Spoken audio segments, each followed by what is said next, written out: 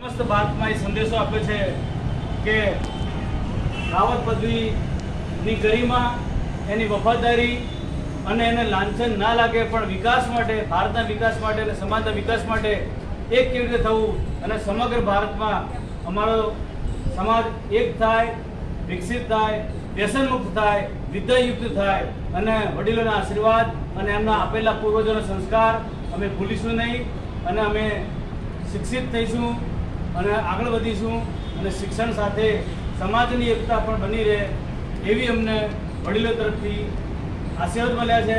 અને અમે પશુની બી સેવા કરીશું.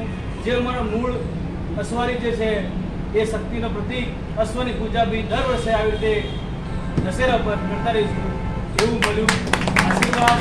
અને બધાને માતેશ્રીનો આશીર્વાદ મળ્યા.